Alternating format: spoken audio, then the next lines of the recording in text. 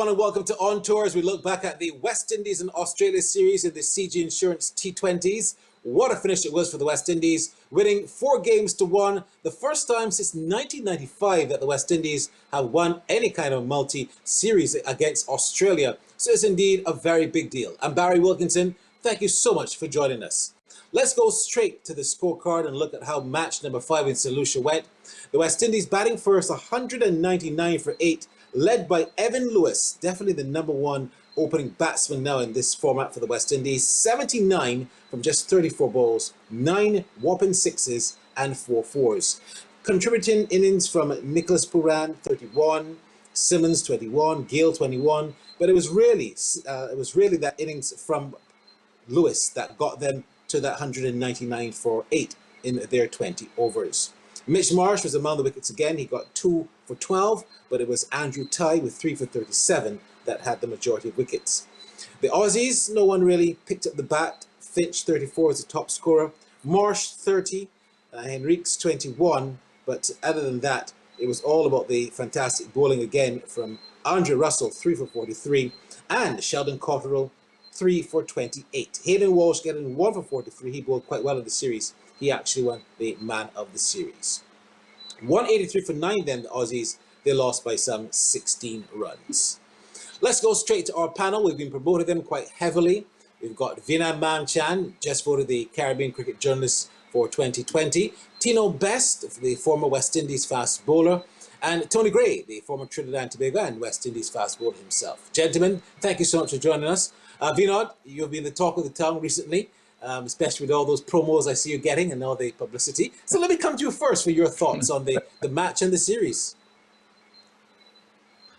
Barry, a good night, and of course, a good night to all of viewers. Good night to my fellow panelists, Tino Best and Anthony Hollis-Gray.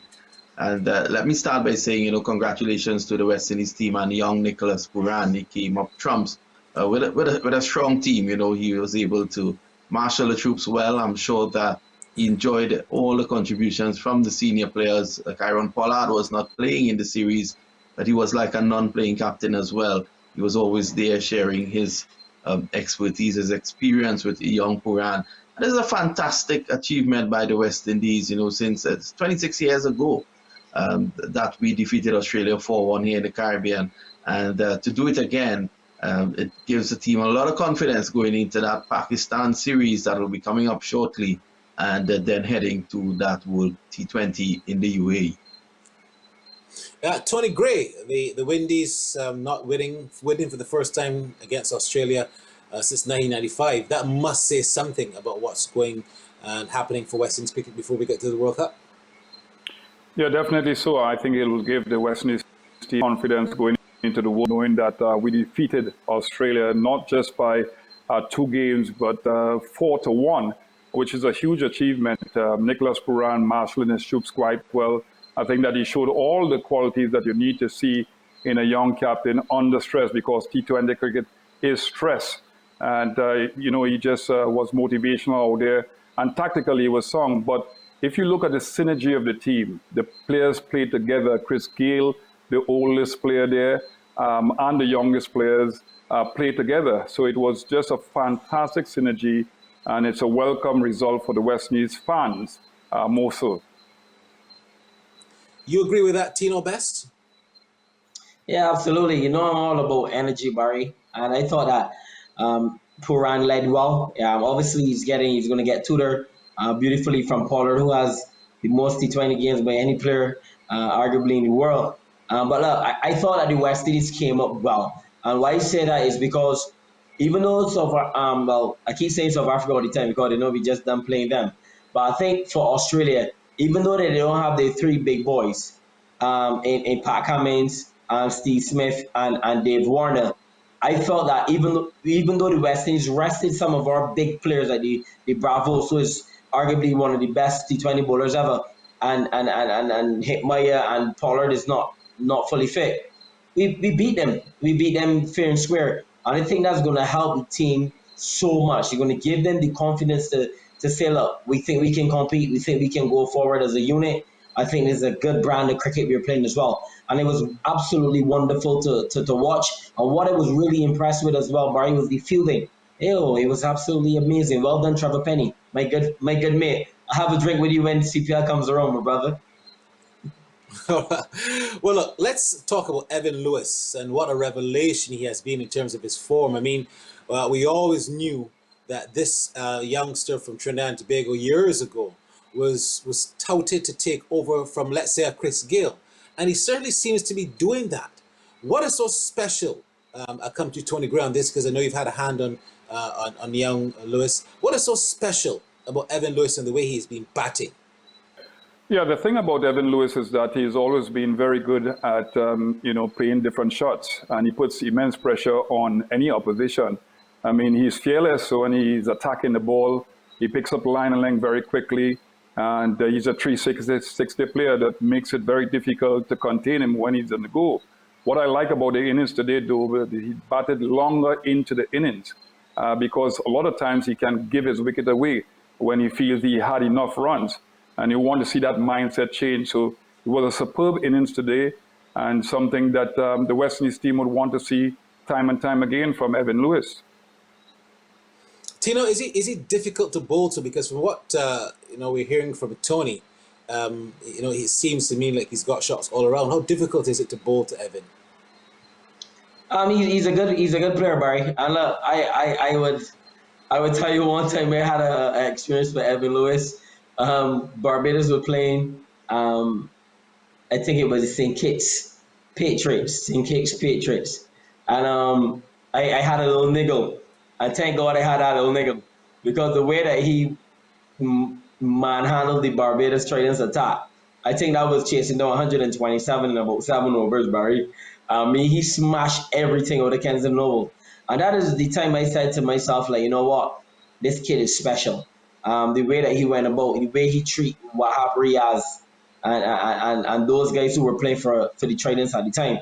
I said this kid is world class when it comes to this format of the game. So I think he was marvelous in this innings, and Tony alluded to, once Evin Lewis bats deep in the innings, West Indies will always get near to that 200 mark. So brilliant stuff.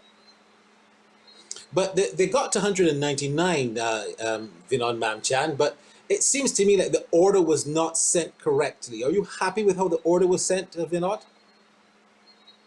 Definitely not. I thought that if Darren Bravo was playing, he shouldn't have been batting at number 8. And I thought that given the start that we got, 220 was probably on the cards. Lendell Simmons coming in at number 4, he looked out of sorts, and he's a man in form. Lendell loves the ball coming onto the bat, so there was an immediate adjustment coming in at number 4, where he had to change his game. The ball was by then softer; it was not coming on as he liked. So they were trying different things. One wondered probably Lendell Simmons should have been sent to open the batting and use Fletcher down the order, but the series was already won going into the game, and they were probably looking at different combinations. Yeah, indeed. I think that was definitely the case. And, you look at Chris Gayle, we continue to focus a little bit on him, but he's an important member of the team. Do you still think his consistency, Tino, is where it should be, even though he's a massive player in the side and a big veteran? Is his consistency where it should be? I may say yes. I think Tony Gray is going to jump to this one of these screens and choke me out. No, it's not where it's supposed to be. But look, Chris, obviously, he got a little start today, and I would like to see him carry on. But he's in the twilight of his career, and it's all about him passing on that knowledge and other players learning from him and feeding off of him as well. So look, I would definitely take him to the World Cup, Barry. His form. I mean, you always want your big players to come off, but remember, they don't go there to fail, Barry. They got other team who's competing against you, and they will bowl balls to get you out. It's not an individual sport like golf or lawn tennis. But really and truly, about Chris Gayle to find some form leading into that World Cup. And as a West Indian fan and as a West Indian, we want to see that happening from the big guy, and I back the big guy to get it done. Vinod, how did the West Indies bowl to you? Was the line and length correct? for Australia? Because they looked very limited, the Australians, when they batted. Well, it's not the strongest of Australian attack, and also most of their players seem to be out of sorts. All the games you would have seen periods of play where Australia would have lost wickets in clusters. The length and, of course, the line of the West Indian bowlers, for the most part, was a bit off the night. The pitch, of course, of assistance to the. I think, though, that given the fact that they were chasing 200, they got to 183, which was not a bad effort, but Barry's second place don't count in these games. But all in all, the West Indies bowlers, I think they were a bit all around the shop.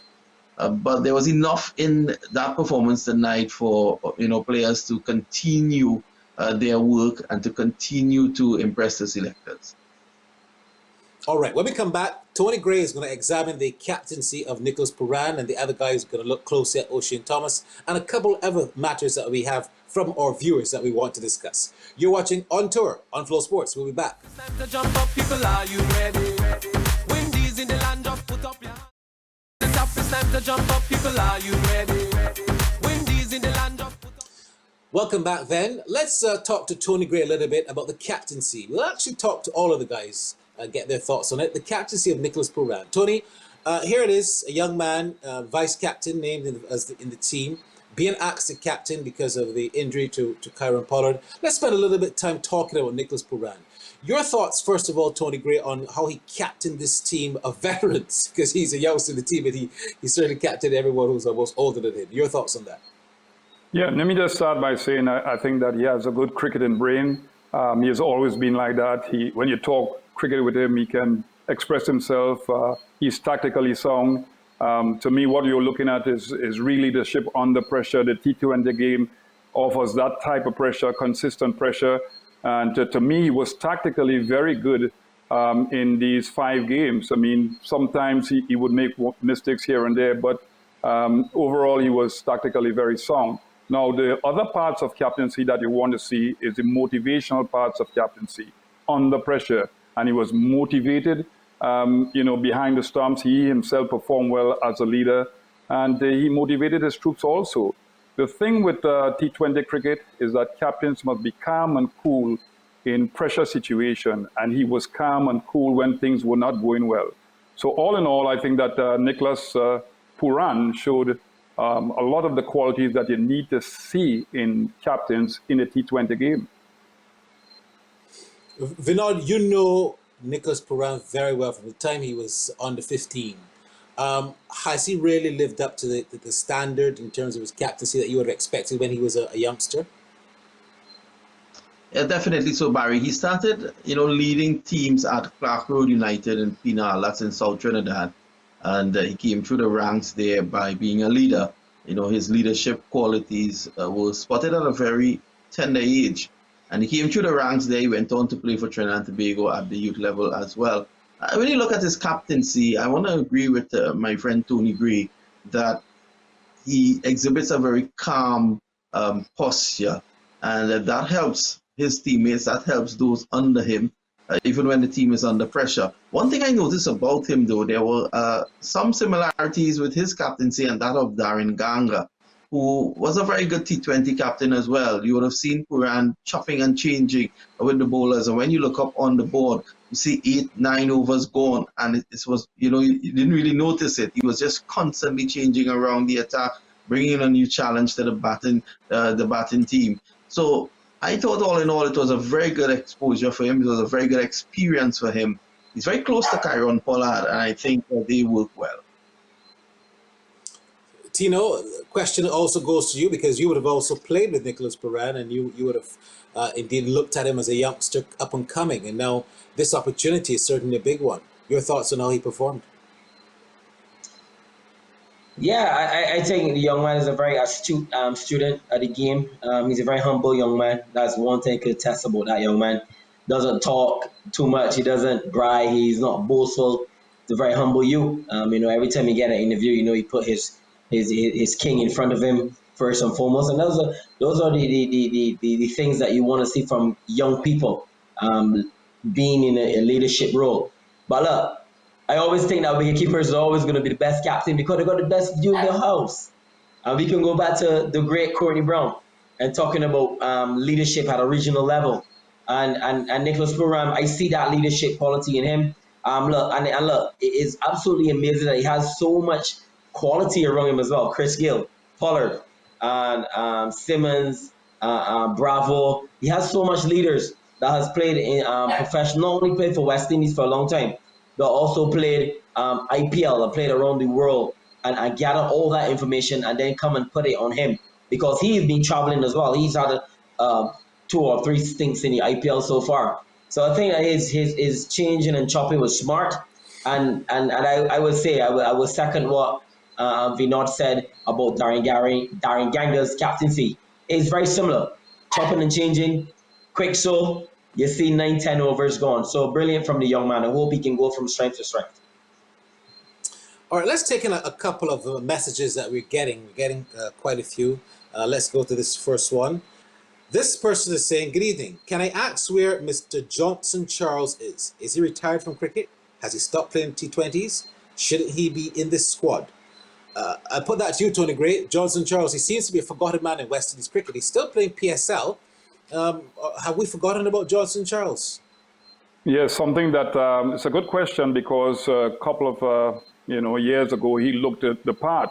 I mean, he got fitter and he played some very good innings in the CPL. So I was wondering about that with the added experience that he has of playing in the World Cup previously. I think that he would have been a good fit.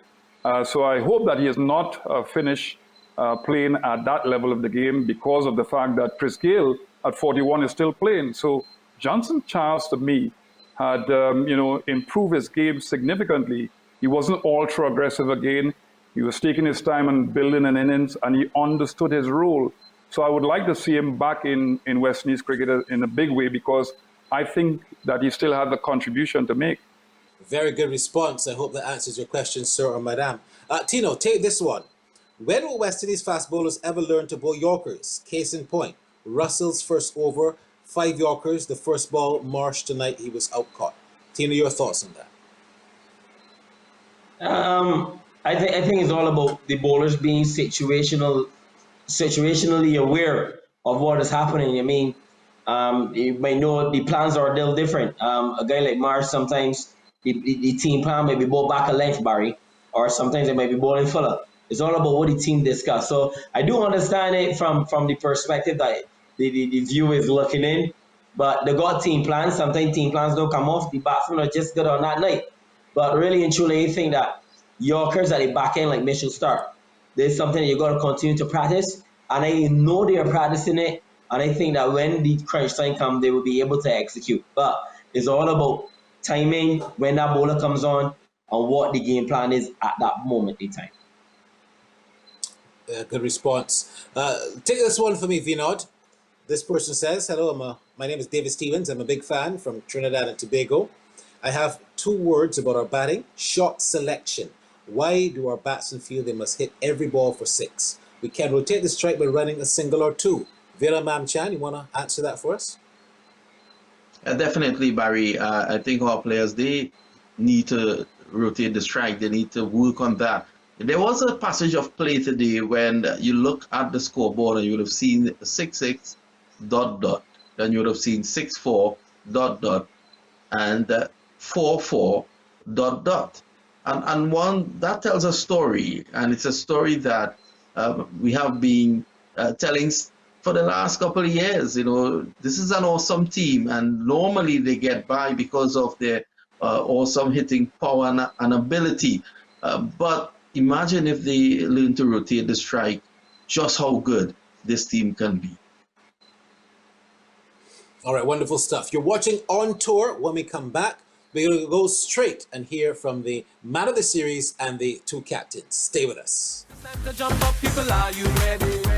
Windies in the land, just put up your hands. It's time to jump up, people, are you ready? Windies in in the land of... Hayden, it's been a long time since you've achieved this type of success. How special is this one? Yeah, it's very special, especially to be the first one back in the West Indies colours. I just relieved that all the hard work is actually, paying off right now. You didn't play in that South African series. You started this series and then you just grew from strength to strength. What were the factors which contributed for that type of immense success you had with the ball? Yeah, well, I've just been patient and trusting in God that, He will give me the opportunity. When I get the opportunity, I really grab it and run with it. We've worked really hard, especially from that last series and losing last series. We wanted to come here and we wanted to play, proper cricket. Hayden Walsh just picked up the Player of the Series award for 12 wickets. West Indies traditionally not so strong in the spin department, but how important is spin for this West Indian T20 side?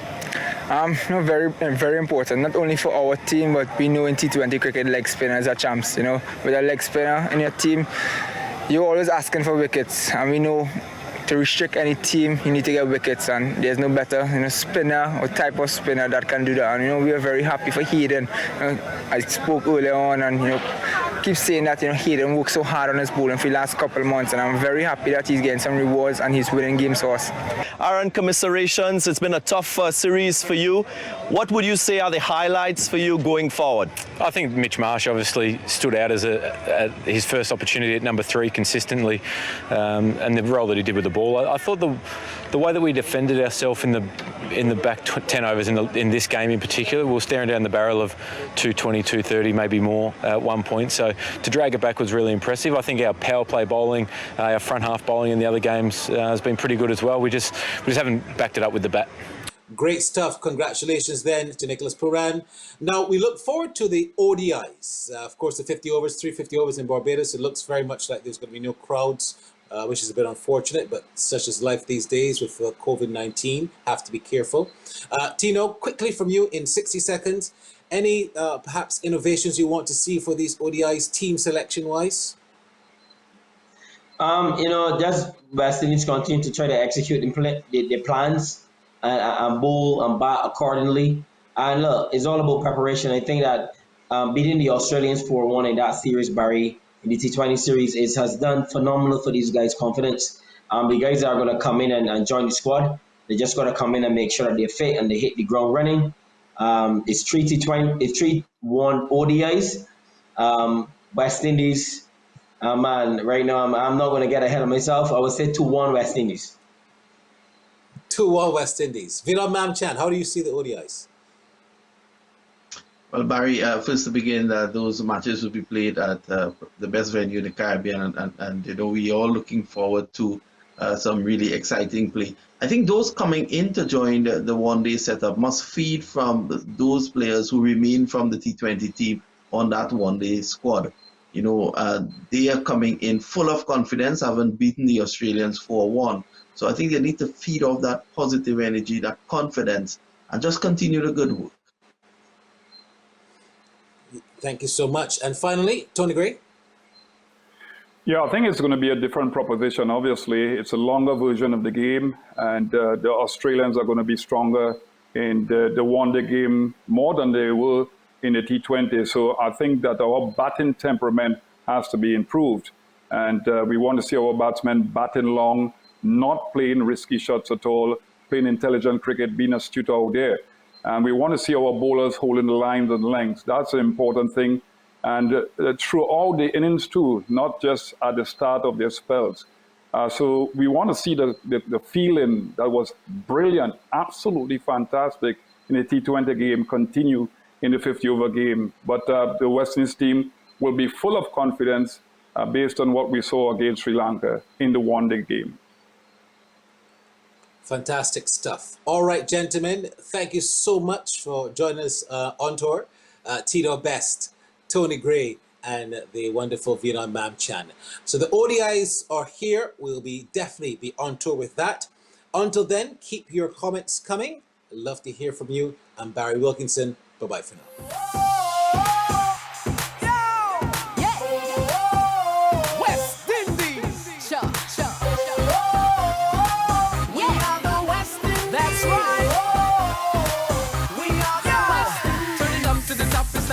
up, people, are you ready?